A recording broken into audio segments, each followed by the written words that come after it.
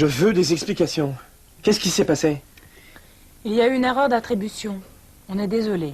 C'est ça, oui. Et moi, qu'est-ce que je deviens? Ça va s'arranger. Je vais vous montrer le plan. Il ne reste que 3 bureaux libres pour votre service. Le 407, vous voyez ici, en face des toilettes, à côté du local de la photocopie. Évidemment, c'est un peu bruyant. Le 415, il est situé de l'autre côté du couloir. Il a une jolie vue, mais il est un peu petit. Un peu petit. 9 mètres carrés. C'est un placard à balai, oui. Et voici le dernier, le 422. Il fait 12 mètres carrés. Il est un peu sombre en hiver. Alors, je résume. J'ai le choix entre un lieu de passage, un placard à balai et des lampes allumées toute la journée. Je regrette, mais il n'y a que ces 3 possibilités. Alors, quel bureau choisissez-vous? Le placard à balai. Au moins, il y a une vue. Vous avez fait le bon choix.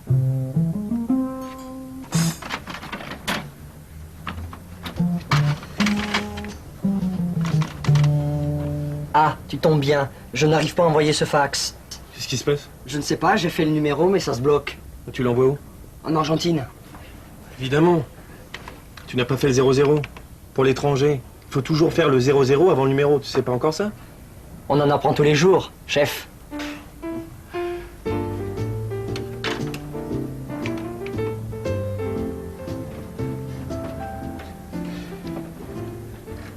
Tu veux pas une plante? Une plante? Mais oui, regarde, tu mets cette chaise dans le coin, près de l'armoire, le lampadaire derrière la porte, et ma plante devant la fenêtre. Hein? Non? Bon, ben, si tu veux pas de ma plante, tu veux peut-être un petit coup de main? Ça, c'est une idée. Qu'est-ce que tu fais? Je suis en train de ranger, ça se voit pas? Mais te fâche pas, hein. Je peux t'aider? Puisque tu le proposes si gentiment, je monte sur la chaise. Tu me passes ces dossiers? Je vais les mettre au-dessus de l'armoire. Voilà. Bon, et moi, qu'est-ce que je peux faire? Je sais pas. Bon, bah s'il y a rien à faire, je retourne dans mon bureau. Non, non, attends. Là, tu vois la pile près de la table? Ce sont les nouvelles brochures. Si tu peux trouver un endroit. Ça va si je mets ce casier sous la fenêtre? Il est parfait pour les brochures. Puis on peut mettre cette superbe plante dessus. Ah bah tu vois. Bon, d'accord. D'accord.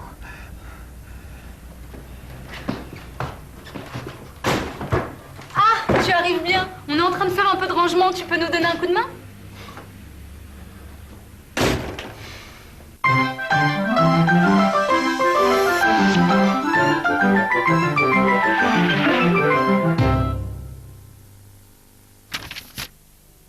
Bonjour.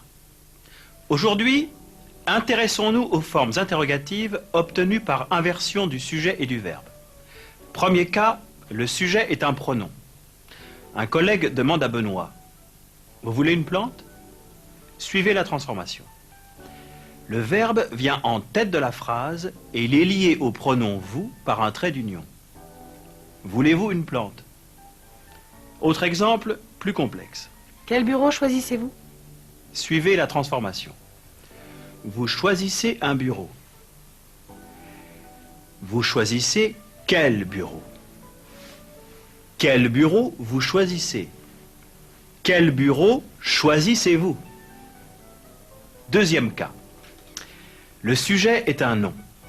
Dans ce cas, il n'y a pas d'inversion nom-verbe. Le nom reste à sa place et on ajoute un pronom pour faire l'inversion. Suivez la transformation. Benoît veut une plante. Benoît veut quelle plante?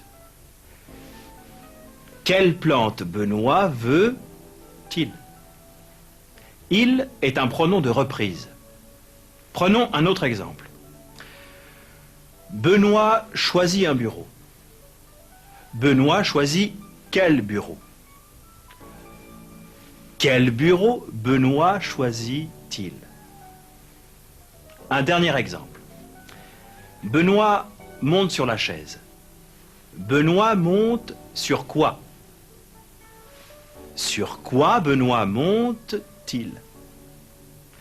Quand le verbe se termine par une voyelle, pensez à ajouter un T. À bientôt.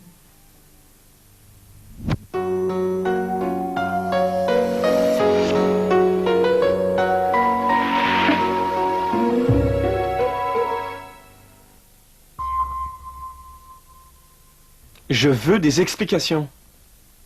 Mais qu'est-ce que ça veut dire? On n'a jamais vu ça. Ce n'est pas une façon de traiter les gens.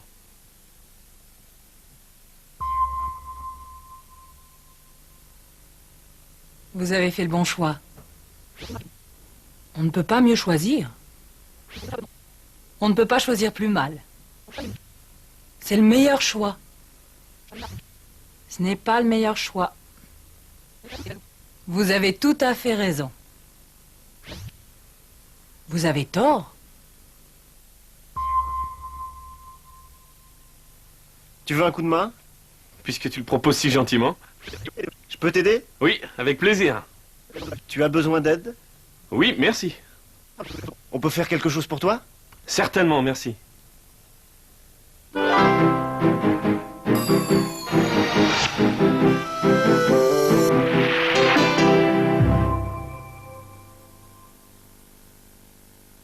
Pour être performante, une entreprise doit toujours chercher de nouvelles idées. Dans le Jura, on fabrique traditionnellement du fromage et en particulier du comté. Une vache, du lait, du fromage, jusqu'ici, rien de très innovant.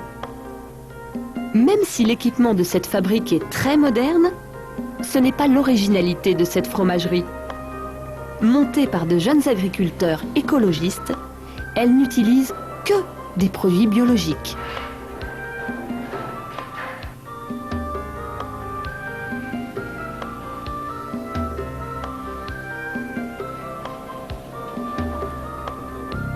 Des bijoux OUX, des cailloux. Apprendre en chantant, n'est-ce pas le rêve de tout collégien?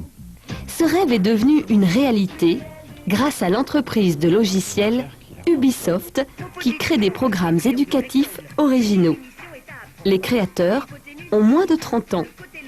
Ils n'hésitent pas à faire apprendre le théorème de Pythagore ou des règles d'orthographe sur le rythme syncopé du rap.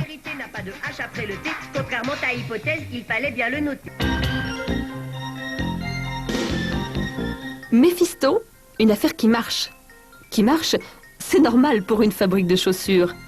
Mais pas n'importe quelle chaussure. Toutes les innovations technologiques sont concentrées dans ces chaussures fabriquées en grande partie à la main dans cette usine de Lorraine. De nombreuses personnalités, et non des moindres, Margaret Thatcher, Helmut Kohl et Robert Redford, ont confié leurs pieds sensibles au confort de ces semelles.